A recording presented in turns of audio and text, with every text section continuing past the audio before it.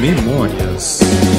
Não, a programação ela já vinha meio que esquematizada para o meio-dia, em ponto, tocava sirene. Se tivesse alguma coisa, alguma música tocando ainda, você interrompia e punha. A sirene era sagrada, a sirene era uma coisa assim que marcou Araraquara, né? Então tinha o cartucho gravado com a fala pontualmente, meio-dia e tal, e era a gente que acionava ali num botãozinho embaixo da mesa o liga e desliga, e eu esqueci de desligar, velho. Eu fiquei praticamente um ano fazendo joias musicais. Engraçado que eu tinha 22 para 23 anos e eu ficava tocando o Silvio Caldas, eu odiava aquilo, velho. O de interessante é isso, é você trabalhar com um baita de um profissional. Hoje eu reconheço o valor desses cantores, que na época, né? Mas eu trabalhava ali, eu queria morrer tocando Silvio Caldas, Ataúfo Alves, Carlos Galhardo, eu queria morrer com aquilo lá, velho. Mas eu tinha que trabalhar, tinha que engolir o que tinha ali, né? Eu acho que a Rádio Cultura, tudo foi prazeroso, tá?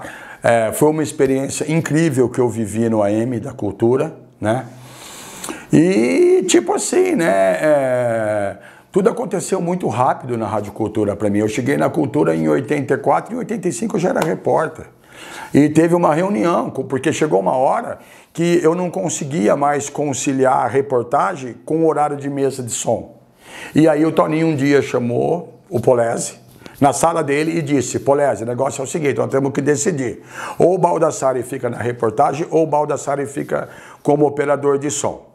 Se ele escolher a reportagem, é com você que é o chefe de jornalismo. Se ele escolher continuar com o operador, é comigo que eu sou o diretor artístico. Só que é o seguinte, Balda, se você optar pelo jornalismo, eu tenho que contratar um outro. Se não der certo no jornalismo, você está na rua. E eu optei pelo jornalismo. Eu fiquei na Cultura 10 anos. Fiquei na Cultura até o dia 8 de março de 94, que eu me lembro que era o Dia das Mães.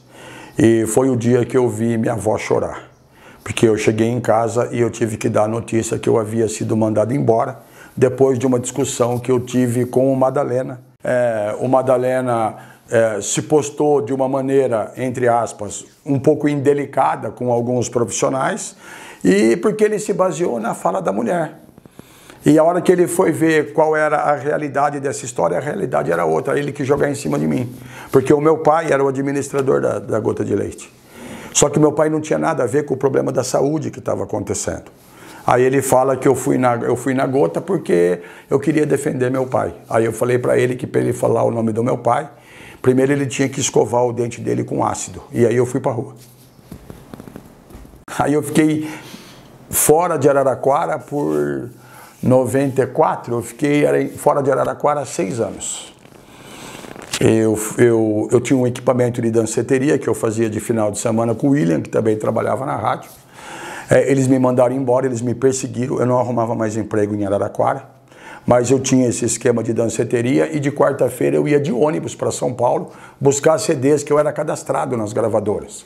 E numa dessas viagens uma moça sentou do meu lado, e ela sentou em São Carlos, no banco do meu lado, a gente foi conversando até São Paulo, ela era de Brotas, e o amigo dela estava montando uma danceteria em Brotas e ia precisar de um DJ. E ela me deu o telefone do cara, que era o Eduardo. E aí eu fui para Brotas para conversar com todo esse pessoal da danceteria, e aí eu tô lá numa reunião, chega o João Paulo e Daniel, era o irmão dele. Aí a gente acertou, começou a fazer a danceteria em Brotas. E aí eu conheci o pessoal da IPTV, porque a IPTV não saía mais de Brotas por causa do sucesso deles. E aí eu conheci o Paulo Brasileiro, a IPTV comprou a Araraquara, virou Jovem Pan, e aí como eu saí de Brotas, e aí eu pedi para vir embora. Aí eu vendi meu equipamento lá, e aí o Paulo me chamou para vir trabalhar aqui na Jovem Pan, e eu fiquei na Jovem Pan de 2003 a 2018, quando eu aposentei. Quando eu aposentei, houve a transição para passar para a CBN. E eles queriam todos os repórteres 24 horas por dia à disposição. Pô, eu estava aposentado, eu vou trabalhar 24 horas por dia. Naquela época eu falei, não quero isso para mim. Foi quando eu parei. Aí eu fui arrumar o Balda News, agora eu trabalho 36 horas por dia. Fato importante, né, que eu aprendi muito com o Polese, que eu admirava. O Polese tinha o dom da oratória. O Polezi, ele abria a jornada, o programa do jornalismo da Rádio Cultura, não tinha pauta. Ele entrava lá, abria o microfone e ele abria o programa. Eu nunca vi um negócio desse. Hoje eu faço mais ou menos, né? Mais para menos do que para mais. Eu também, nas aberturas do meu programa, hoje eu consigo fazer, mas eu tenho que ter ali para que eu não me perca. O Polezi não, o Polezi fazia. Outro que fazia isso assim com uma maestria sem fim, o Araújo transmitindo futebol. Entendeu? O Araújo não levava lauda, o Araújo abria do jeito que dava lá e mandava ver. Então, são profissionais que, assim, eu tenho a maior admiração e foi com esses profissionais que eu consegui chegar, né, no lugar que eu estou aí, que eu não me gabo por isso, acho que a função de quem trabalha no jornalismo, de quem trabalha na imprensa, é utilidade pública. É para isso que nós estamos aqui. É uma pena que hoje os meios de comunicação são todos corrompidos. As pessoas perderam a essência do jornalismo. Hoje jornalismo significa cifrão. E para mim jornalismo é jornalismo, para mim jornalismo é utilidade pública.